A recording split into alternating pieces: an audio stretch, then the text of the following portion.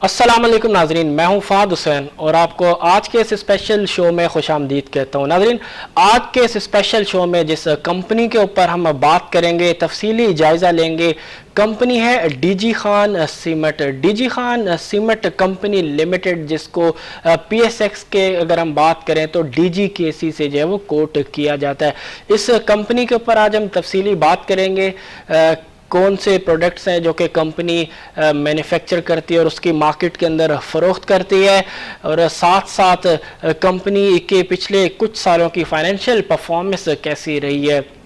क्या उतार चढ़ाव रहा कंपनी के शेयर प्राइस में, और कुछ इंपॉर्टेंट फैक्ट्स भी आपके सामने रखेंगे। सबसे पहले नज़र डालते हैं कंपनी के एक ब्रीफ से इंट्रोडक्शन के ऊपर। इस वक्त अगर हम इंट्रोडक्शन की बात करें तो इस वक्त आप अपनी स्क्रीन पे भी देख सकते हैं स्लाइड में कि कंपनी के हवाले से डीजी खान सीमेंट लिमिटेड जो है एक पब्लिक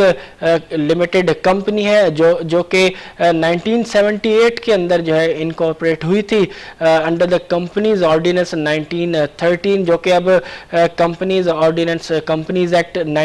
2017 बन चुका है। जबकि प्राइमरीली कंपनी की अगर हम बात करें जो है सीमेंट सेक्टर के अंदर है, तो इसी तरह अगर हम देखें तो जो प्रोडक्शन है कंपनी की और जो सेल है वो है क्लिंकर की, ordinary Portland and sulphate resistant cement की। ये दो प्रोडक्ट है, फिनिश प्रोडक्ट, और साथ साथ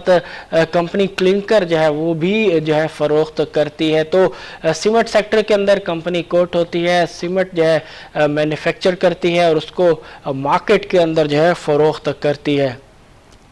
प्रोडक्ट्स के वाले से अगर हम बात करें तो जैसा कि दो प्रोडक्ट्स के वाले से हम बताया आपको, इस वक्त आप अपनी स्क्रीन पे भी स्लाइड में देख सकते हैं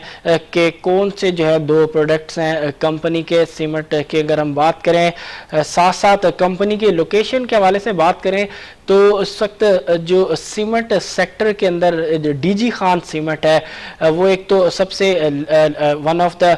third largest cement manufacturing company है पाकिस्तान के अंदर। साथ साथ प्रेजेंस के हवाले से अगर हम बात करें तो जो कंपनी की जो प्रेजेंस है वो ना सिर्फ साउथ बल्कि नॉर्थ रीजन के अंदर भी है। कंपनी के प्लांट्स की अगर हम बात करें, नॉर्थ के अंदर भी प्लांट है और कंपनी का जो एक प्लांट है वो साउथ में भी है। तो ओवरऑल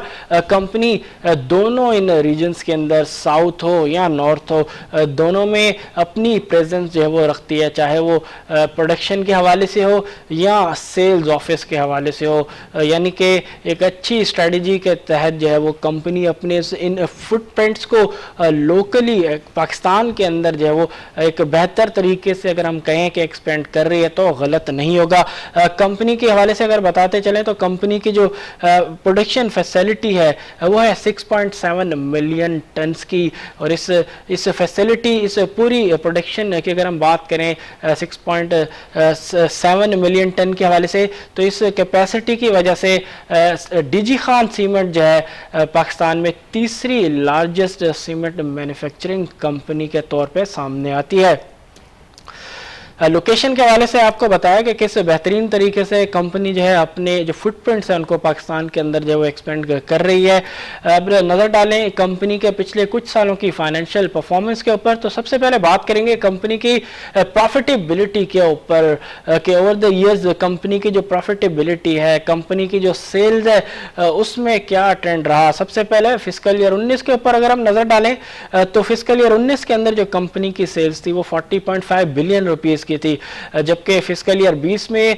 कंपनी की जो टॉप लाइन है, जो सेल्स है वो कम होकर 38 बिलियन रुपए की सतह पे आ गई। लेकिन फिस्कल ईयर 21 के अंदर जो है कंपनी की सेल्स के अंदर दोबारा एक अच्छा इजाफा जो है वो देखा गया, और उस इजाफे के बाद फिस्कल ईयर 21 में कंपनी की जो सेल्स रही वो रही 45 अरब रुपए की। और जो पहले क्वार्टर फिस्कल ईयर 22 के जो नताइज डिस्क्लोज किए हैं डीजी खान सीमेंट की अगर हम बात करें तो उसमें कंपनी ने जो टॉप लाइन रही, जो सेल्स बुक की हैं सो पहले क्वार्टर में वो 11.15 अरब रुपए की हैं। तो ओवरऑल सेल्स की अगर हम बात करें तो सिवाय फिस्कल ईयर 20 में जहां पे कंपनी की सेल्स जो है वो कम हुई, उसके बाद से कंपनी की सेल्स है उसमें हर साल जो है वो इजाफा ही रिकॉर्ड किया जा रहा है। ग्रॉस प्रॉफिट की अगर हम बात करें तो कंपनी का जो ग्रॉस प्रॉफिट रहा फिस्कल ईयर 19 में वो 5.3 अरब रुपए का रहा, जबकि फिस्कल ईयर 20 में कंपनी का जो ग्रॉस प्रॉफिट है उसमें एक सिग्निफिकेंट डिक्लाइन देखा गया फिस्कल ईयर 20 में, और जो ग्रॉस प्रॉफिट है वो कम होकर महज 1.5 बिलियन रुपए की सतह पे रहा। जबकि फिस्कल ईयर 21 में जिस तरह सेल्स के अंदर एक अच्छा इजाफा रिकॉर्ड किया गया, इसी तरह ग्रॉस प्रॉफिट के अंदर भी एक सिग्निफिकेंट जंप जो है वो देखा गया, और उस इजाफे के बाद जो कंपनी का जो ग्रॉस प्रॉफिट रहा फिस्कल ईयर 21 में वो 8 अरब रुपए तक रहा, जबकि पहले क्वार्टर के नताइज का जो है ऐलान किया जा चुका है कंपनी की जानिब से। और पहले क्वार्टर की अगर हम बात करें तो पहले क्वार्टर में कंपनी का जो ग्रॉस प्रॉफिट रहा वो 2.1 बिलियन रुपीस का रहा है। एडमिनिस्ट्रेटिव एक्सपेंसेस के ऊपर नजर डालें तो फिस्कल ईयर 19 में कंपनी के जो एडमिनिस्ट्रेटिव एक्सपेंसेस थे वो 629 मिलियन रुपीस के थे, जो कि कुछ उसमें इजाफा हुआ फिस्कल ईयर 20 में, लेकिन इजाफा कोई ज़्यादा सिग्निफिकेंट नहीं रहा, लेकिन थोड़ा मामूली इजाफे के बाद जो एडमिनिस्ट्रेटिव एक्सपेंसेस रहे फिस्कल ईयर 20 में वो 659 मिलियन रुपीस के रहे, जबकि फिस्कल ईयर 21 में कंपनी ने कंट्रोल किया कुछ मजीद अपने एडमिनिस्ट्रेटिव एक्सपेंसेस को, और एडमिनिस्ट्रेटिव एक्सपेंसेस में मामूली कमी के बाद जो एडमिनिस्ट्रेटिव एक्सपेंसेस रहे फिस्कल ईयर 21 में वो रहे 647 मिलियन रुपीस के, जबकि पहले क्वार्टर की अगर हम बात करें फिस्कल ईयर 22 में तो कंपनी ने अब तक जो एडमिनिस्ट्रेटिव एक्सपेंसेस बुक किए हैं वो है 185 मिलियन रुपीस के, जबकि कंपनी के सेलिंग एंड डिस्ट्रीब्यूशन एक्सपेंसेस के ऊपर नजर डालें तो फिस्कल ईयर 19 में जो सेलिंग एंड डिस्ट्रीब्यूशन एक्सपेंसेस थे कंपनी के वो 1.3 बिलियन रुपीस के थे, जो कि बढ़ के 1.78 बिलियन रुपीस के सतह पर पहुंचे फिस्कल ईयर 20 में, जबकि फिस्कल ईयर 21 में मजीद इजाफा हुआ, और उस इजाफे के बाद जो सेलिंग एंड डिस्ट्रीब्यूशन एक्सपेंसेस रहे फिस्कल ईयर 21 में वो थे 1.95 बिलियन रुपीस के, जबकि पहले क्वार्टर के अंदर फिस्कल ईयर 22 में अब तक जो कंपनी ने सेलिंग एंड डिस्ट्रीब्यूशन एक्सपेंसेस जो बुक किए हैं वो है 317 मिलियन रुपीस के, जबकि कंपनी की अदर इनकम के ऊपर नजर डालें क्योंकि अच्छा एक पोर्शन जो है कंपनी की प्रॉफिटेबिलिटी की अगर हम बात करें तो वो कंपनी की अदर इनकम से जो है वो जनरेट होता है। अदर इनकम के ऊपर नजर डालें तो फिस्कल ईयर 19 में कंपनी की जो अदर इनकम रही वो 2.4 बिलियन रुपीस की थी, जबकि फिस्कल ईयर 20 की अगर हम बात करें तो ऑलमोस्ट सेम रही other income around 2.43 billion rupees की सतह पे, जबकि फिस्कल ईयर 21 में स्लाइटली जो है इजाफा रिकॉर्ड किया गया कंपनी की अदर इनकम में, और उस थोड़े से इजाफे के बाद 2.52 बिलियन रुपीस की सतह पे जो है कंपनी की अदर इनकम पहुंची, जबकि पहले क्वार्टर की अगर हम बात करें फिस्कल ईयर 22 में तो कंपनी अब तक जो अदर इनकम बुक किया वो है 543 मिलियन रुपीस की, जबकि फाइनेंस कॉस्ट की अगर हम बात करें तो कंपनी की जो फिस्कल ईयर 19 में फाइनेंस कॉस्ट रही वो 3.3 बिलियन रुपीस की रही, फिस्कल ईयर 20 में कंपनी की जो फाइनेंस कॉस्ट है वो बढ़ी, और उस इजाफे के बाद जो फिक्स कॉस्ट है वो 3.3 बिलियन रुपीस से बढ़ के 4.65 बिलियन रुपीस के सतह पे पहुंची। लेकिन फिस्कल ईयर 21 में क्योंकि कंपनी की प्रॉफिटेबिलिटी बेहतर हुई, कंपनी की सेल्स बेहतर हुई, कैश फ्लोज इंप्रूव हुए, ओवरऑल चीज़ें बेहतर थी, इंटरेस्ट रेट तेजी से नीचे आए, और इन तमाम चीज़ों को अगर हम कंबाइन करें तो उसका जो इम्पैक्ट है वो काफ़ी मुस्बत रहा कंपनी की फाइनेंस कॉस्ट की अगर हम बात करें, क्योंकि फिस्कल ईयर 21 में कंपनी की जो फाइनेंस कॉस्ट है उसमें एक अच्छी खासी जो है वो कमी रिकॉर्ड की गई, और उससे कमी के बाद जो कंपनी की जो फाइनेंस कॉस्ट थी फिस्कल ईयर 21 में वो 2.9 बिलियन रुपये की सतह पर आ गई, जबकि पहले क्वार्टर की अगर हम बात करें फिस्कल ईयर 22 की तो जो फाइनेंस कॉस्ट रही है कंपनी की इस पहले क्वार्टर में वो 736 मिलियन रुपीस की है, जबकि कंपनी के profit and loss after tax के ऊपर नजर डाले तो कंपनी ने जो प्रॉफिट एंड लॉस बुक किया फिस्कल ईयर 19 से लेके फिस्कल ईयर 21 और अब पहले क्वार्टर की अगर हम बात करें तो जो फिस्कल ईयर 19 में कंपनी का प्रॉफिट आफ्टर टैक्स था वो 1.6 बिलियन रुपीस के सतह पे था, जो कि फिस्कल ईयर 20 में प्रॉफिट से सूरत हाल तब्दील होकर लॉस में जो है वो पहुंच गई, जबकि फिस्कल ईयर 21 में दोबारा इंप्रूवमेंट इम्प्रूवमेंट हुई और कंपनी लॉस से निकल के प्रॉफिट में आई। बहरहाल फिस्कल ईयर 20 की अगर हम बात करें तो कंपनी ने फिस्कल ईयर 20 में लॉस आफ्टर टैक्स जो वो बुक किया अराउंड 2.16 बिलियन रुपीस का, जबकि फिस्कल ईयर 21 में कंपनी ने दोबारा प्रॉफिट के अंदर एंट्री मारी और कंपनी ने फिस्कल ईयर 21 में अराउंड 3.72 बिलियन रुपीस का प्रॉफिट जो है वो बुक किया, जबकि पहले क्वार्टर के अंदर अब तक कंपनी 908 मिलियन रुपीस का जो है प्रॉफिट आफ्टर टैक्स बुक कर चुकी है। कंपनी के अर्निंग पर शेयर या लॉस पर शेयर के ऊपर नजर डालें पिछले कुछ सालों की, तो फिस्कल ईयर 19 में कंपनी का जो है अर्निंग पर शेयर 3 रुपये 67 पैसे रहा, जबकि फिस्कल ईयर 20 में कंपनी का लॉस पर शेयर 4 रुपये 93 पैसे रहा, जबकि फिस्कल ईयर 21 के अंदर कंपनी लॉस से दोबारा प्रॉफिट के अंदर आई और फिस्कल ईयर 21 में जो कंपनी का अर्निंग पर शेयर था वो था 8 रुपये 49 पैसे का। और अब जो पहला क्वार्टर के जो नताइज आए हैं कंपनी के जानिब से, उसमें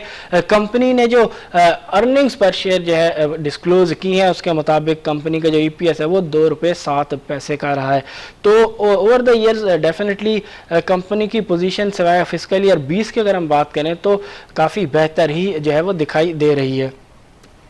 बैलेंस शीट के ऊपर नजर डालें तो फिस्कल ईयर 19 में कंपनी के जो नॉन करंट एसेट थे वो 92.3 बिलियन रुपीस के सतह पे थे। फिस्कल ईयर 20 के अंदर जो है कंपनी के नॉन करंट एसेट बढ़े और बढ़ के 95.44 बिलियन रुपीस के सतह पे पहुंचे।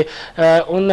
नॉन करंट एसेट्स के अंदर फिस्कल ईयर 21 में भी इजाफा हुआ और उस इजाफे के बाद जो नॉन करंट एसेट थे वो 101 अरब रुपए से जो है तजावज़ कर गए, जबकि पहले क्वार्टर फिस्कल ईयर 22 के ऊपर कंपनी के जो नॉन करंट एसेट्स हैं बुक्स में वो 100.4 बिलियन रुपीस की सतह पे हैं। जबकि कंपनी के करंट एसेट्स के ऊपर नजर डालें तो फिस्कल ईयर 19 में कंपनी के जो करंट एसेट्स थे वो 33.623 अरब रुपए के थे, जिसमें मामूली इजाफा हुआ फिस्कल ईयर 20 में और उस मामूली से इजाफे के बाद जो करंट एसेट रहे फिस्कल ईयर 20 में वो 34.1 अरब रुपए के थे। फिस्कल ईयर 21 में मजीद इजाफा कंपनी के करंट एसेट में और करंट एसेट पहुंचे उस इजाफे के बाद 36.85 अरब रुपए की सतह पे, जबकि पहले क्वार्टर के अंदर जो कंपनी ने डिस्क्लोज की हैं फाइनेंशियल्स उनके मुताबिक कंपनी के जो करंट एसेट्स हैं इस वक्त वो 35.79 अरब रुपए के हैं, जबकि कंपनी की टोटल इक्विटी की अगर हम बात करें तो फिस्कल ईयर 19 में कंपनी की जो टोटल इक्विटी थी वो अराउंड 71 बिलियन रुपीस की थी, जबकि लॉस के बाद कंपनी की जो टोटल इक्विटी है फिस्कल ईयर 20 में वो कम होके 71 बिलियन रुपीस से कम होकर 66.6 बिलियन रुपीस की सतह पे आ गई, जबकि फिस्कल ईयर 21 में क्योंकि कंपनी दोबारा प्रॉफिटेबिलिटी के अंदर इंटर हुई और उसकी वजह से कंपनी की जो टोटल इक्विटी है वो भी बढ़ी, क्योंकि अर्निंग्स का डेफिनेटली कुछ पोर्शन जो है वो कंपनी ने रिटेन किया, जिसकी वजह से कंपनी की जो टोटल इक्विटी है वो 66.6 अरब रुपये से बढ़ के 73.47 अरब रुपये की सतह पर पहुँच गई। जबकि पहले क्वार्टर की अगर हम बात करें फिस्कल ईयर 22 में तो कंपनी की जो टोटल इक्विटी है वो 73.18 बिलियन रुपीस की सतह पे है। नॉन करंट लायबिलिटीज के ऊपर नजर डालें तो फिस्कल ईयर 19 में 20.7 बिलियन रुपीस की कंपनी की नॉन करंट लायबिलिटीज थी, जबकि फिस्कल ईयर 20 में 25.28 बिलियन रुपीस की कंपनी की नॉन करंट लायबिलिटीज थी, यानी कि फिस्कल ईयर 19 से 20 की तरफ अगर हम देखें तो नॉन करंट लायबिलिटीज के अंदर जो है वो एक डिसेंट इजाफा जो है वो रिकॉर्ड किया गया, जबकि फिस्कल ईयर 21 में मामूली कमी हुई कंपनी के नॉन करंट लायबिलिटीज में। उस कमी के बाद 24.12 बिलियन रुपीस की सतह पे कंपनी की नॉन करंट लायबिलिटीज रही, जबकि पहले क्वार्टर फिस्कल ईयर 22 में कंपनी की नॉन करंट लायबिलिटीज के ऊपर नजर डालें तो सूरत हाल तकरीबन वही है कि जिस फिस्कल ईयर 21 के एंड पे जो कंपनी की जो पोजीशन थी नॉन करंट लायबिलिटीज की अगर हम बात करें वही सूरत हाल इस पहले क्वार्टर में है, यानी कि 24.12 अरब रुपए की कंपनी की नॉन करंट लायबिलिटीज रही हैं। करंट लायबिलिटीज की अगर हम बात करें फिस्कल ईयर 19 में तो कंपनी की जो करंट लायबिलिटीज थी वो 34.24 बिलियन रुपीस की थी, जिसमें इजाफा हुआ फिस्कल ईयर 20 में और इजाफे के बाद कंपनी की जो करंट लायबिलिटीज हैं वो 37.62 बिलियन रुपीस की सतह पे रही, जबकि फिस्कल ईयर 21 में कंपनी की जो करंट लायबिलिटीज हैं वो बढ़ के 40.2 बिलियन रुपये की सतह पे पहुंच गई, जबकि पहले क्वार्टर के ऊपर नजर डालें फिस्कल ईयर 22 के तो उसमें कंपनी की जो करंट लायबिलिटीज हैं उसमें कुछ कमी हुई है। फिस्कल ईयर 21 के अख्ताम पे जो कंपनी की जो करंट लायबिलिटीज थी बुक्स में वो 40.29 बिलियन रुपीस की थी, जो कि अब पहले क्वार्टर में कम होकर 38.95 बिलियन रुपीस की सतह पे आ गई हैं। ये तो हमने नज़र डाली नाजरीन कंपनी के बैलेंस शीट के ऊपर। अब कुछ ग्राफ की सूरत में हाल में देखते हैं कि पिछले कुछ सालों में कंपनी की सेल्स में क्या एक ट्रेंड जो है वो रिकॉर्ड किया गया। फिस्कल ईयर 19 में अगर हम देखें तो कंपनी की जो सेल्स थी उसमें एक अच्छा इजाफा रिकॉर्ड किया गया था, अराउंड 30% से ऊपर का इजाफा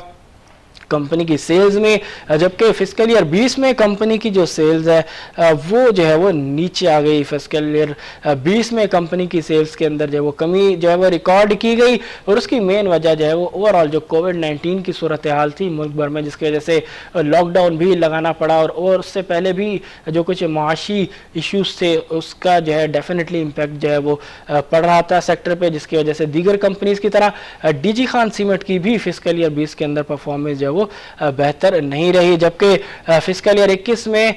कंपनी की परफॉर्मेंस दोबारा बेहतर हुई और उसमें काफ़ी हद तक अगर हम देखें तो जो क्रेडिट जाता है वो गवर्नमेंट की पॉलिसीज़ को है, क्योंकि उस कोविड के इम्पैक्ट को ख़त्म करने के लिए वहाँ से इकॉनमी को बेहतर एक डायरेक्शन में बेहतर पोजीशन में लेके आने के लिए जो गवर्नमेंट ने इंसेंटिव्स दिए कंस्ट्रक्शन इंडस्ट्रीज़ को, और जिस तरीके से स्टेट बैंक ऑफ पाकिस्तान सामने आया और तेज़ी से पॉलिसी रेट को जो है कम किया, उसका इम्पैक्ट जो है ये पड़ा कि ओवरऑल मुल्क के अंदर कंस्ट्रक्शन एक्टिविटीज़ जो है उसमें बहुत तेज़ी से जो इजाफा हुआ और जिसकी वजह से लोकली सीमेंट की जो खपत है वो भी बढ़ी और उस डिमांड को मद्देनज़र रखते हुए जो सेलिंग प्राइस है जो पर बैग प्राइस है सीमेंट की उसमें भी एक अच्छा खासा इजाफा जो है वो देखने में आया। और यही वजह है कि फिस्कल ईयर 21 में भी कंपनी की अगर हम देखें तो जो फिस्कल ईयर 21 में है कंपनी की सेल्स है उसमें इजाफा हुआ। फिस्कल ईयर 20 ख़राब रहा, फिस्कल ईयर 21 में एक अच्छी रिकवरी कंपनी की टॉप लाइन की अगर हम बात करें, कंपनी की सेल्स की अगर हम बात करें उसमें फिस्कल ईयर 21 में देखी गई। जबकि पहले क्वार्टर में फिस्कल ईयर 22 की अगर हम बात करें तो यूं तो इजाफा हुआ सेल्स के अंदर, लेकिन जो परसेंटेज है सेल्स की, जो ग्रोथ का जो क्वांटम है वो कुछ ज़्यादा बेहतर जो है वो नहीं दिखाई दिया। कंपनी के ग्रॉस मार्जिन्स की अगर हम बात करें तो वो आप देख सकते हैं कि अराउंड फिस्कल ईयर 19 के अंदर रफली कोई 15% के आसपास कंपनी के जो है वो ग्रॉस मार्जिन से, जबकि फिस्कल ईयर 20 में ग्रॉस मार्जिन के अंदर एक सिग्निफिकेंट कमी जो है वो देखी गई। लेकिन फिस्कल ईयर 21 के अंदर कंपनी के ग्रॉस मार्जिन अराउंड 18% की सतह पे आ गए, यानी कि एक अच्छा इजाफा कंपनी के ग्रॉस मार्जिन के अंदर जो है वो देखा गया। और उसका मेन जो है डेफिनेटली जो है जो इम्पैक्ट है जिसकी वजह से ग्रॉस मार्जिन के अंदर ऐसी सिग्निफिकेंट रिकवरी देखी गई वो है कि जिस तेजी से डिमांड बढ़ती हुई डिमांड की वजह से कंपनीज ने जो अपनी प्राइसेस हैं पर बैग उसमें इजाफा किया, कंपनी की रिटेंशन प्राइसेस हैं वो इम्प्रूव हुई, जिसकी वजह से कंपनी के जो ग्रॉस मार्जिन है उसमें बहुत एक अच्छी रिकवरी जो है फिस्कल ईयर 21 के अंदर देखी गई। पहले क्वार्टर की अगर हम बात करें फिस्कल ईयर 22 में तो जो कंपनी के जो ग्रॉस मार्जिन है उसमें जो रिकवरी का सिलसिला है वो पहले क्वार्टर में भी जारी रहा। नेट मार्जिन्स की अगर हम बात करें तो नेट मार्जिन्स के ऊपर अगर हम नज़र डालें ग्राफ में तो आप देख सकते हैं कि कंपनी की जो नेट मार्जिन्स हैं वो फिस्कल ईयर 19 के अंदर कुछ ज़्यादा बेहतर नहीं रहे और फिस्कल ईयर 20 में कंपनी ने लॉस जो है वो पोस्ट किया था, जिसकी वजह से नेट मार्जिन्स डेफिनेटली नेगेटिव हैं। लेकिन कंपनी फिस्कल ईयर 21 के अंदर दोबारा प्रॉफिटेबिलिटी के अंदर जो है वो एंट्री मारती है, जिसकी वजह से जिस तरह ग्रॉस मार्जिन्स कंपनी के बेहतर हुए, अच्छे इंप्रूव हुए, इसी तरह कंपनी के जो नेट मार्जिन्स है उसमें भी एक अच्छी एक रिकवरी जो है वो फिस्कल ईयर 21 में देखी जा सकती है। लेकिन जो पहला क्वार्टर रहा फिस्कल ईयर 22 का, इसमें कंपनी के जो नेट मार्जिन है वो ऑलमोस्ट फ्लैट जो है वो रहे हैं। कुछ इंपॉर्टेंट फैक्ट्स अगर हम आपके सामने रखें जो कि definitely overall economy cement sector और इस कंपनी के पॉइंट ऑफ व्यू से हैं, तो यूं तो सीमेंट सेक्टर अब तक एक अच्छी परफॉर्मेंस का मुजाहरा करते हुए नज़र आ रहा है और इस तरह जिस तरह अब जो प्रॉफिटेबिलिटी की अनाउंसमेंट्स जा रही हैं, कॉर्पोरेट अनाउंसमेंट का सिलसिला जारी है पाकिस्तान स्टॉक एक्सचेंज में, तो अब तक सीमेंट सेक्टर की प्रॉफिटेबिलिटी की अगर हम बात करें तो उसमें एक अच्छा इजाफा इस पहले क्वार्टर के अंदर जो है वो देखा गया। और मेन उसमें अगर हम बात करें तो डेफिनेटली एक लोकल खपत कुछ बेहतर है, साथ साथ सीमेंट की जो प्राइसेस हैं उसमें एक अच्छा खासा इजाफा जो है वो ऑलरेडी हो चुका है। कुछ इंपॉर्टेंट फैक्ट्स आपके सामने रखें। GDP growth main role play करेगा क्योंकि जो सेक्टर है उसकी जो नेचर है वो सिक्लिकल है, उसके कोरिलेशन परफेक्ट पॉजिटिव कोरिलेशन है, मैक्सिमम कोरिलेशन है जीडीपी के साथ। जीडीपी ग्रोथ अच्छी होती है तो सीमेंट सेक्टर कंस्ट्रक्शन इंडस्ट्री जो है वो बेहतर परफॉर्म करती है क्योंकि इस वक्त गवर्नमेंट एम कर रही है एक अच्छे जीडीपी ग्रोथ के लिए। तो उसका डेफिनेटली अगर हम इसको ट्रांसलेट करें सीमेंट सेक्टर के लिए, उसके बाद डीजी खान सीमेंट के लिए, तो डेफिनेटली बढ़ती हुई जीडीपी ग्रोथ, बढ़ते हुए सीमेंट सेक्टर की प्रॉफिटेबिलिटी और सीमेंट डिस्पैचेस की ग्रोथ। साथ साथ इस गवर्नमेंट ने जिस तरीके से इंसेंटिव्स दिए हैं हाउसिंग को और जिस तरह कुछ अपने भी इंफ्रास्ट्रक्चर के जो प्रोजेक्ट्स हैं उनको जो है वो स्टार्ट किया है, ये डेफिनेटली फ्यूल करेंगे कंपनी जो लोकल सीमेंट की जो खपत है, जो लोकल डिमांड है सीमेंट की, उसको जो है वो इन टर्म्स मीडियम टर्म्स की अगर हम बात करें उसमें अच्छा जो है वो हेल्दी जो है इजाफा इंक्रीज करने के अंदर उसमें इजाफे का जो है वो बायस बनेंगी ये बढ़ती हुई लोकल डिमांड। साथ साथ जीडीपी ग्रोथ की हमने बात की, पीएसडीपी की अगर हम बात करें फिस्कल ईयर 22 में पीएसडीपी के अंदर जो एलोकेशन है उसमें 61% तक का इजाफा किया है। ये अगेन दूसरा पॉजिटिव होगा जीडीपी के बाद दूसरा पॉजिटिव क्योंकि पीएसडीपी के अंदर हायर एलोकेशन का मतलब है गवर्नमेंट की इंफ्रास्ट्रक्चर के ऊपर हायर स्पेंडिंग, और उसके साथ हायर स्पेंडिंग से मुराद जो लोकल डिस्पैचेस हैं सीमेंट सेक्टर के अगर हम बात करें उसमें भी जो है वो एक अच्छा इजाफा जो है वो फिस्कल ईयर 22 के अंदर देखा जा सकता है। और अब तक जैसा कि बात की कि जो लोकल खपत है, जो लोकल डिस्पैचेस है सीमेंट के, उसमें एक अच्छा इजाफा जो है वो अब तक रिकॉर्ड किया जा रहा है। फिस्कल ईयर 21 में मैंने बात की थी कि एक अच्छे नोट के ऊपर जो है वो सीमेंट सेक्टर ने उस साल को क्लोज किया। यही जो है एक्सपेक्टेशन इस फिस्कल ईयर 22 के साथ भी है। सीपेक का फेज 2 भी अपने जो है पेस के ऊपर जो है वो जारी है। पीएसडीपी के हवाले से बात की, जीडीपी ग्रोथ के हवाले से बात की, तो इन तीनों पॉइंट्स को अगर हम सम अप करें तो ये तीनों पॉइंट जो है वो पॉजिटिव जो है वो इम्पैक्ट डालते हैं सीमेंट सेक्टर के ऊपर, सीमेंट की डिमांड के ऊपर और अल्टीमेटली सीमेंट की प्रॉफिटेबिलिटी के ऊपर। इस वक्त मेन जो कंसर्न है इस पूरे सेक्टर के लिए और साथ साथ डीजी खान सीमेंट के लिए वो है कोल की जिस तेज़ी से प्राइसेस बढ़ी हैं। डेफिनेटली कंपनीज ने अपने आप को बेहतर मैनेज भी किया कि इंटरनेशनल इम्पोर्टेड कोल से हट के लोकल जो डोमेस्टिक कोल है, साथ साथ जो अफगानिस्तान से जो कोल इम्पोर्ट किया गया उसको एक बेहतर मिक्स के तौर पे यूज़ करके काफ़ी हद तक जो कॉस्ट है उसको कंट्रोल करने की कोशिश की गई। लेकिन फ़िलहाल जो पॉजिटिव है वो ये है कि जो कोल की प्राइसेस इंटरनेशनल मार्केट के अंदर $200 पर टन से तजावज़ कर गई थी, अब जो कोल की प्राइसेस है वो $150 पर टन से जो है वो नीचे आ चुकी है। तो जिस तेज़ी से इजाफा हुआ था कोल की प्राइसेस में, उसी तेज़ी से कोल की जो प्राइसेस है वो इंटरनेशनल मार्केट के अंदर कम भी हो चुकी हैं। तो अगेन एक और पॉजिटिव, और यही वजह है कि रिसेंट जो ट्रेडिंग सेशंस हैं उनमें हमने देखा कि किस तरीके से सीमेंट सेक्टर जो है वो बेहतर परफॉर्म करता हुआ जो है नज़र आया। पिछले कुछ सालों की कंपनी के जो स्टॉक प्राइस है उसके ऊपर अगर हम नज़र डालें तो आप देख सकते हैं डीजी खान सीमेंट किस तरीके से परफॉर्म किया है पिछले कुछ सालों में। इस वक्त अगर आप ग्राफ पे देखें तो आप देख सकते हैं कि जो डीजी खान सीमेंट है उसका भी टॉप जो है तकरीबन वहीं लगा जहां पे मार्केट ने टॉप मारा अपना, और उसके बाद जो ही मार्केट नीचे आई उसके साथ साथ दीगर स्टॉक्स की तरह डीजी खान सीमेंट का जो स्टॉक है वो भी नीचे आया। और उसके बाद अगर आप ग्राफ में देखें तो जो हाईलाइटेड एरिया है, जो दो वर्टिकल लाइंस हैं रेड कलर से मार्क की, इस पे आप देख सकते हैं ये वो टाइम फ्रेम है जहां पे स्टेट बैंक ऑफ पाकिस्तान ने पॉलिसी रेट जो है 5.75% से बढ़ा के तेज़ी के साथ 13.25% की सतह पे लेके गया, जिसकी वजह से आप देख सकते हैं कि उस पूरे टाइम के अंदर जो डीजी खान सीमेंट का जो स्टॉक है वो डाउनवर्ड ही मूव करता हुआ दिखाई दिया और बॉटम आउट हुआ, जहाँ पे कई मार्केट के जो एक्सपर्ट्स हैं वो कह रहे थे कि जो इंटरेस्ट रेट है, जो पॉलिसी रेट है, वो अब यहाँ पे अपने जो मैक्सिमम लेवल है उसको जो है वो टच कर चुका है। इंटरेस्ट रेट जो है वो पीक आउट हो चुके हैं। और साथ साथ अगर आपको याद हो तो कोविड-19 की भी जो है एक सूरत हाल पूरे दुनिया में आई थी, पाकिस्तान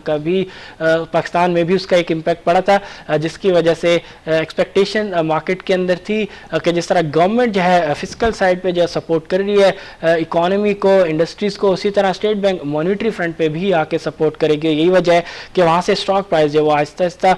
बॉटम आउट होने के बाद ग्रेजुअली रिकवर होते हुए आप देख सकते हैं। और उसके बाद तेजी से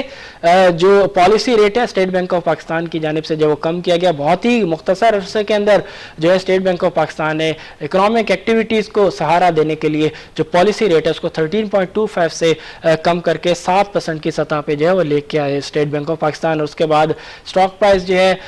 आप देख सकते हैं कि किस तरीके से जो है वो बढ़ता हुआ जो है अराउंड 140 इवन 140 जो है प्लस स्टॉक प्राइस जो वो गए। देन उसके बाद जो ही मार्केट कुछ स्ट्रगल करते हुए जो है वो नजर आई। और स्टॉक अगर हम बात करें कोल की जो प्राइसेस हैं इंटरनेशनल मार्केट के अंदर वो बढ़ी। उसके बाद डीजी खान सीमेंट की स्टॉक प्राइस भी आप देख सकते हैं कि नीचे आना शुरू हुई। फाइनली लास्ट की अगर आप देखें स्लाइड इसमें इस ग्राफ के अंदर तो अब स्टार्ट हो चुका है वो एरा जहाँ पे पॉलिसी रेट बॉटम आउट होने के बाद दोबारा जो है वो बढ़ना शुरू हो चुका है। पॉलिसी रेट जो है 7% से बढ़ के लास्ट जो मॉनेटरी पॉलिसी की मीटिंग थी उसमें 25 बेसिस पॉइंट तक का इजाफा किया गया है पॉलिसी रेट में। अब देखते हैं कि जो अपकमिंग मॉनेटरी पॉलिसी है जो कि 26 तारीख को जो होगी उसमें पॉलिसी रेट के अंदर जो है कितना इजाफा जो है किया जाता है। रिसेंटली टी बिल्स के ऑक्शन में पॉलिसी रेट टी बिल्स के ऑक्शन में जो यील्ड्स है उसमें जो है वो 25 बेसिस का इजाफा पॉइंट्स का इजाफा हुआ। अगर हम क्यूमुलेटिव इजाफा देखें सिंस लास्ट मॉनेटरी पॉलिसी तो जो टोटल जो इजाफा हुआ है यील्ड्स के अंदर टी बिल्स में वो 100 बेसिस पॉइंट से ऊपर का है। तो देखते हैं कि जब एमपी जो मॉनेटरी पॉलिसी की जो मीटिंग होती है उसमें state bank of Pakistan policy rate की शरह में कितना इजाफा करता है और फ्यूचर गाइडलाइंस क्या होते हैं। क्योंकि जिस तरह हमने बात की कि सिक्लिकल नेचर है इस सेक्टर की तो पॉलिसी रेट बढ़ने का एक इम्पैक्ट होगा। और कंपनी के लेवरेज भी एक डिसेंट लेवरेज है कंपनी की बैलेंस शीट के ऊपर तो डेफिनेटली कंपनी की जो फाइनेंस कॉस्ट है उसमें भी इजाफा हो सकता है और उसका जो इम्पैक्ट है कंपनी की स्टॉक प्राइस में हो सकता है। रिसेंट कंपनी जो है स्टॉक प्राइस है उसमें इजाफा हुआ कोल की प्राइसेस की वजह से जो कंपनीज की जो स्टॉक प्राइस है वो तेज़ी से नीचे आई। लेकिन पिछले कुछ सेशंस में काफ़ी हद तक जो है प्राइस जो वो रिकवर हो चुकी है। देखते हैं कि क्या आइंदा आने वाले दिनों में जो है कंपनी की जो स्टॉक प्राइस है उसका क्या ट्रेंड रहता है। कंपनी के कुछ इंपॉर्टेंट स्टॉक स्टेटिस्टिक्स आपके सामने रखें तो कंपनी का जो टिकर है पाकिस्तान स्टॉक एक्सचेंज में वो डीजी खान सीमेंट है। 52 वीक हाई लो अगर हम देखें तो 143.51 का इसका 52 वीक हाई है जबकि रिसेंटली 76.50 का इसका लो जो है वो 52 वीक का लगा है। कंपनी के जो शेयर्स आउटस्टैंडिंग है वो अराउंड 438.119 मिलियन शेयर्स के हैं। फ्री फ्लोट 219 मिलियन शेयर्स का है जो कि रफली 50% बनता है आउटस्टैंडिंग शेयर्स का। जबकि मार्केट कैप अगर हम देखें in terms of US dollars तो 245.6 मिलियन यूएस डॉलर्स का कंपनी का मार्केट कैप है। बाकी लेवरेज के ऊपर इन्वेस्टर्स की कितनी ओपन पोजीशन है वो आप स्क्रीन पे देख सकते हैं स्लाइड में। In terms of free float का कितना बनता है जो कि लेवरेज के अंदर इन्वेस्टर्स की जानिब से पोजीशन जो है वो ओपन रखी गई है DG Khan cement company limited के स्टॉक्स में। आज तक के लिए इतना ही। इंशाल्लाह अब अगले प्रोग्राम में आपसे मुलाकात होगी। तब तक के लिए अपने असफाद हुसैन को दीजिए इजाज़त। अल्लाह हाफिज़।